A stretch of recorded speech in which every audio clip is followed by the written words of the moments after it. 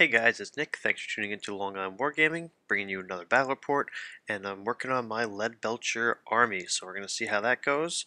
And today I'm going to be playing against Ryan. 2,500 points, and Ryan brought his warriors, a little bit of a monster mash, similar to his usual list he brings against me, except 2 units of warriors are now going to be 1 unit of warriors.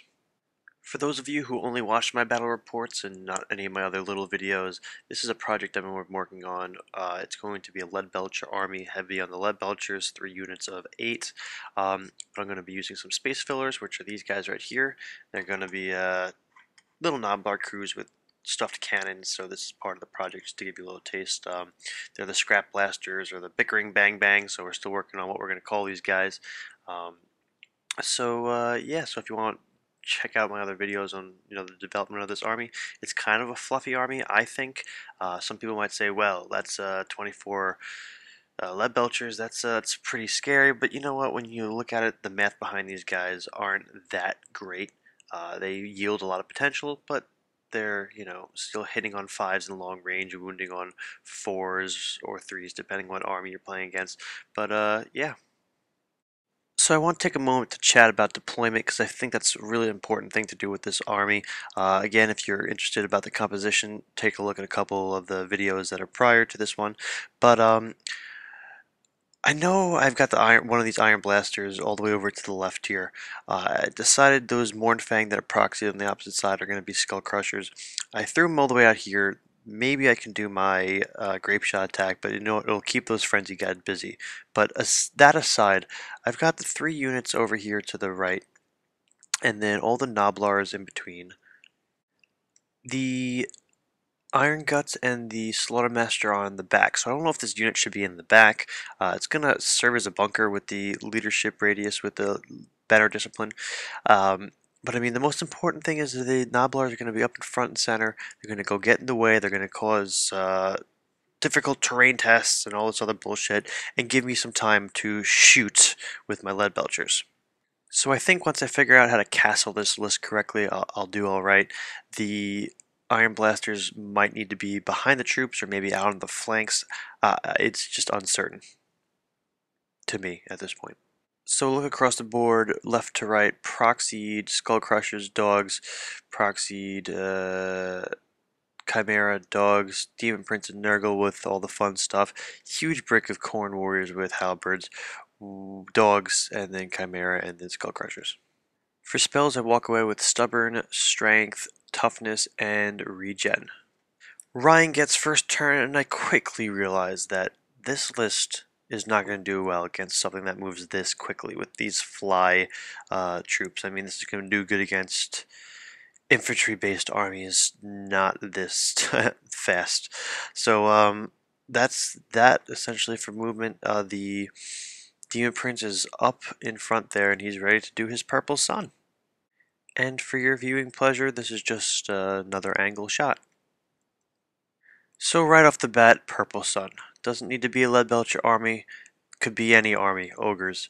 This hurts. So he plows through a nice little Purple Sun. So he gets it off with irresistible force. A whole chunk of Noblars up front die. 4 guys from the middle Lead Belcher unit. Oh no, 5 because the BSB is in there. 5 drop there. 4 Iron Guts die, 1 Lead Belcher in this unit, so I just lost like 450 points worth of guys, so the Demon Prince just paid himself off, essentially. But I didn't fail any panic tests, so that was nice. And the Iron Guts, since the champ is left, I think that's who stands last. The BSB is, the banner is gone, which means I'm no longer getting the discipline banner, so 10 to leadership 8. And Warhammer does a good job of teaching you how to kick a man while he's down, so this breath weapon goes ahead and kills some Noblars and does a wound or 2 to the ogres. Yay, my turn. So what I do is, instead of proceeding forward so I can do a grape shot, I back up this way I can shoot at some of the monsters, and he's going to need a 10 to hit me on a charge, so I give myself some good odds here. So here's the rest of my movement. There are no charges. I kind of get a little funky with some of these moves here. You can see these Noblars move up straight right at the bottom of the frame and essentially expose my flank. I'm not sure what I was doing here. I think I was just trying to clog up the space in front of this unit. This way the Chimera just could not get into combat with that Ogre unit. This way there's just no room for him to do so. I'm not really sure what the thought process was behind that. The plan is to shoot him out of the sky right now if I can. The BSB ends up moving into one of the other Ogre units. He doesn't remain in that unit. He leaves the unit of 3 behind. And then the Noblars all the way to the right. I try to just march him up so I can get him in the way of the Skull Crushers, but he's going to be able to charge the middle unit of 20 without an issue. So that unit of 10 is just, not really getting on the way well enough. So, but at least the flank of the Iron Guts there is covered, and then the Lead Belchers is covered. I'm sorry. The Iron Gut guy is making a run towards the building, just savage his points. So, yeah, he's trying to be useful. In Magic, I get off the bubble toughness, +1 toughness, but that's it. And then in shooting, this thing blows up right away, which really, really, really sucks. I misfire, and then I roll a 1, which, I mean, I haven't played Ogres at all recently, and I didn't realize this thing has a weird misfire chart. But I rolled a 1, so it's everyone within d6 inches takes like, I don't remember, maybe 2d6 strength 5 hits or something really, really crazy. Luckily, I rolled a 1.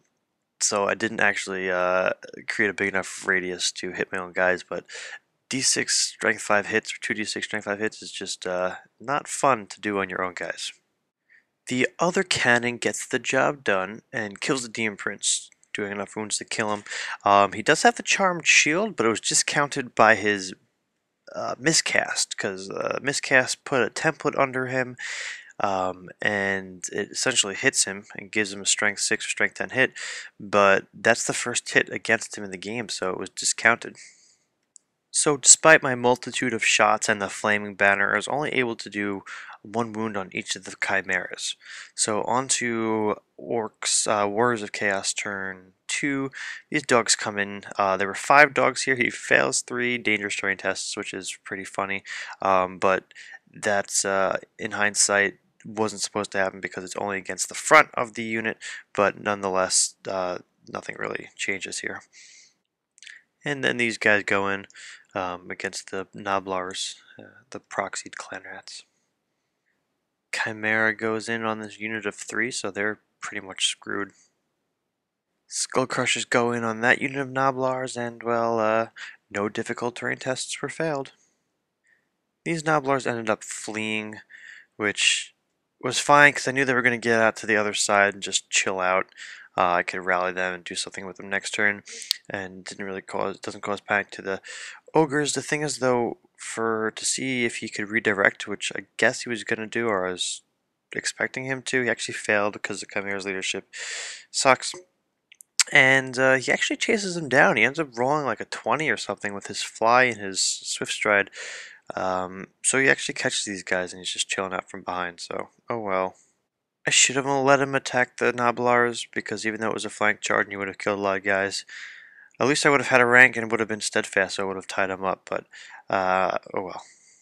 These dogs end up killing those other Noblars and choke up the pathway for the warriors to go through. The second Chimera will be returning on Ryan's next turn as he chased the ogres off the board. No surprise here, these guys run down those Noblars and crash into the building. So this is what the end of Warriors turn 2 looks like. So I'm pretty glad I ended up bringing those musicians, because this swift reform actually was pretty useful on both these units here. The one turns around to face the Chimera with the flaming banner that's got my BSB and my Slaughtermaster in there. And the other unit turns to face the Skull Crushers. So the one Noblar unit rushes up and gets in the way. This way the warriors have to charge them. I get off nothing in magic and I shoot the Chimera down, no problem. Flaming banner for the win. The dog unit I was fighting to the right actually flees, and I was able to actually pass a swift reform, or a restraint actually, to turn and face those dogs. Iron Guts chilling in the building, and I've got all these lead belchers that turn and face these skull crushers. And with 8 guys, 8d6 strength 4 shots, I didn't do that much. I'm pretty sure I did only a handful of wounds, and with a 3-up armor save at that point, he saved them all, so what are you gonna do? What are you gonna do? So this guy, I was able to get, I moved him up to be 12 inches away, and I grape shotted it, rolled a 10, which was awesome. Only scored 1 hit and only did 1 wound, so that was depressing. I could have done a lot better, but that roll to hit sucked. Skull Crushers failed their frenzy test and actually charged the building, which is interesting. The Warriors go ahead and charge that unit of 6 Noblars. And then they proceed to drop a rank of 7 guys or 8 guys from difficult terrain tests, which is what the Nobblers are supposed to be doing. So I know this works. I just gotta make sure I can clog up the battlefield a little bit better next time. Yep, that happens. So they destroy him, which, I mean, isn't surprising, but I had a good chance to survive. I mean, toughness 6. I mean, there's a lot of strength, 6 attacks, strength 5 attacks coming out on this chart. So, I mean, there was a shot I might have survived, maybe. I mean, my Doom Wheel has done some pretty crazy shit like that. Yeah, so this is the battlefield, and I'm not feeling too good.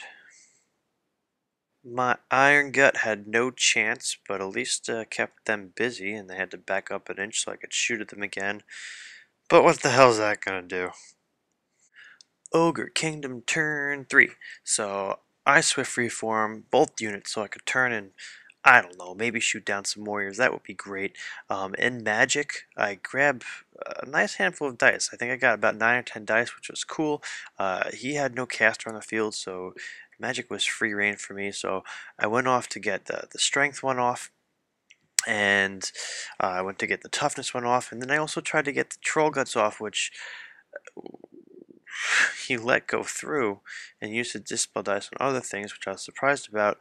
But that's because I also forgot he had the flaming banner in the warrior unit. So yeah, I was only able to kill like 3 or 4 warriors, which is such a surprise. I mean, I have 8, 9, 10, 11, 12, 13, 14, 15, 15 lead belchers on the field right now, which I mean is an average of 45 shots. I figured I'd be able to hit at least half of them and wound half of that, but warriors are, toughness 4, and after the lead belcher shots, they still have a 5-up armor. So I must have rolled poorly, and Ryan must have saved his armor. So this is actually the last turn that we played because at this point the warriors are going to go in and just wreak havoc.